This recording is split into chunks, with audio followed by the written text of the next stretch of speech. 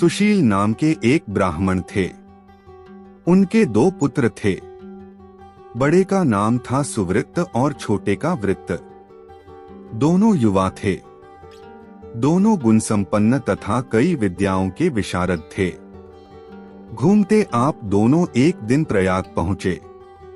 उस दिन थी जन्माष्टमी, इसलिए श्री बेनी माधव जी के मंदिर में महान उत्सव था। महोत्सव देखने के लिए वे दोनों भी निकले।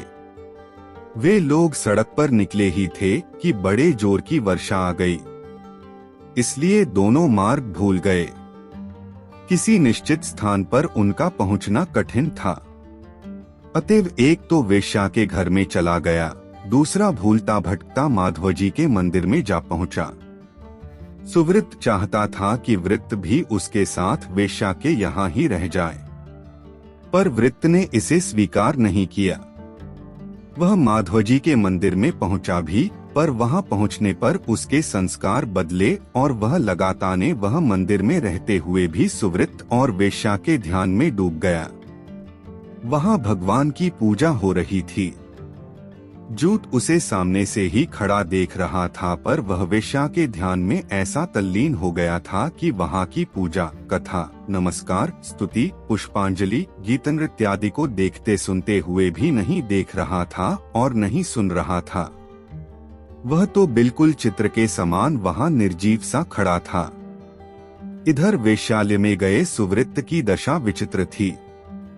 वह पश्चाताप की अग्नि में जल रहा था।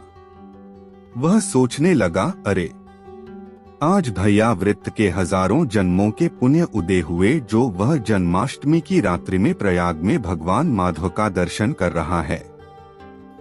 ओहो, इस समय वह प्रभु को अर्घ्य दे रहा होगा। अब वह पूजा आरती का दर्शन कर रहा होगा। अब वह नाम एवं कथा कीर्तनादि सुन रहा होगा। अब तो नमस्कार कर रहा होगा।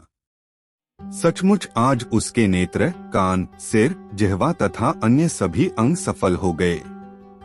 मुझे तो बार बार धिक्कार है जो मैं इस पाप मंदिर वेश्या के घर में आ पड़ा। मेरे नेत्र मोर के पाख के समान हैं, जो आज भगवत दर्शन न कर पाए। मेरे हाथ जो आज प्रभु के सामने नहीं जुड़े, कल छूल से भी गए बीते हैं। हाय, आज संत समागम के बिना मुझे यहाँ एक एक क्षण युग से बड़ा मालूम होने लगा है।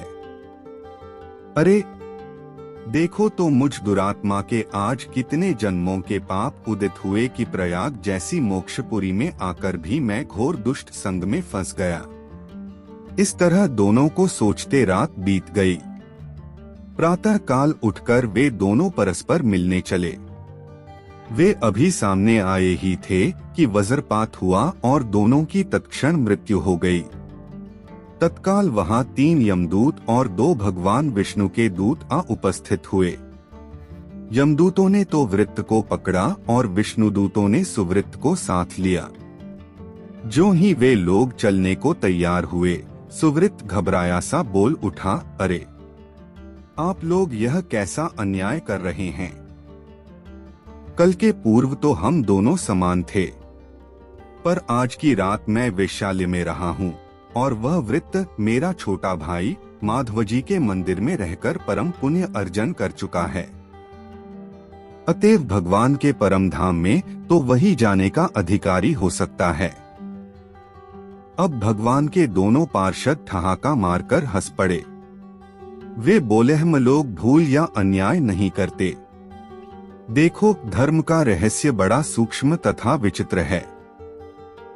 सभी धर्मकमं मनः शुद्धि ही मूल कारण है। मन से भी किया गया पाप दुखद होता है और मन से भी चिंतित धर्म सुखद होता है। आज तुम रात भर शुभ चिंता में लगे रहे हो, अतएव तुम्हें भगवत धाम की प्राप्ति हुई। इसके विपरीत वह आज की सारी रात अशुभ चिंतन में ही रहा है, अतएव वह नरक जा रहा है। इसलिए सदा धर्म का ही चिंतन और मन लगाकर धर्मानुष्ठान करना चाहिए।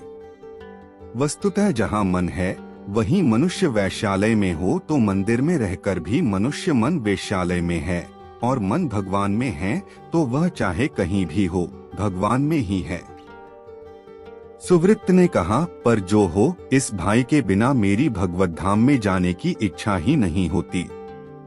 अन्यथा आप लोग कृपा करके इसे भी यमपाश से मुक्त कर दें। विष्णुदूत बोले, सुवृत्त, यदि तुम्हें उस पर दया है तो तुम्हारे गत जन्म के मानसिक माघ स्नान का संकल्पित जो पुण्य बच रहा है उसे तुम वृत्त को दे दो, तो यह भी तुम्हारे साथ ही विष्णुलोक को चल सकेगा। सुवृत्त ने तत्काल वैसा ही किया और फलतः वृत्त भी हरिधाम को अपने भाई के साथ ही चला गया।